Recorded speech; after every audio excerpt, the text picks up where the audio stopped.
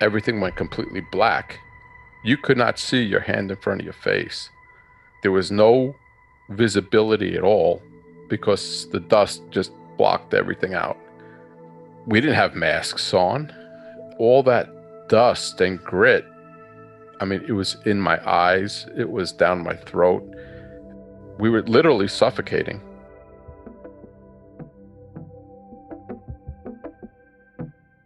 It's hard to believe that 9/11 was 20 years ago. The events of the day are fresh in my memory and leave me completely raw emotionally anytime I allow myself to revisit them.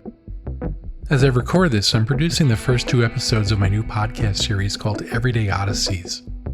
It's a show born out of COVID lockdown, inspired by an artist named Kay Tempest and her award-winning work called Brand New Ancients, and powered by you.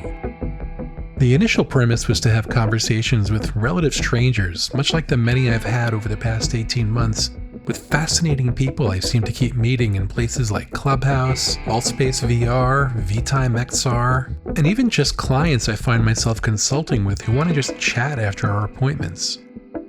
And while I continue to curate and produce this series, I realize that there are some pretty powerful stories to be shared by people I already know. One of them is Rob, who you just heard.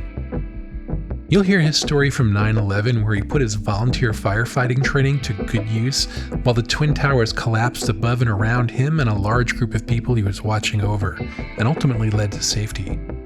As Rob will explain, 9/11 didn't end on 9/11. Rob's is one of many stories I hope to share. I would quote from Kay Tempest's Brand New Ancients, but I'd rather you hear it from her.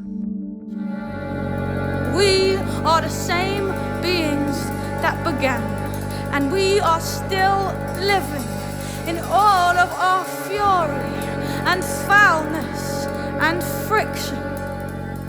These are everyday Odysseys. We have dreams, we make decisions. The stories are there if you listen.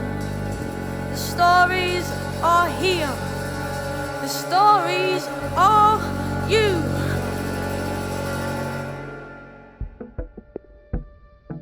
I hope you'll join me and listen in, and reach out if you'd like to participate. Connect to Everyday Odysseys on Facebook, follow on Clubhouse, and stay tuned.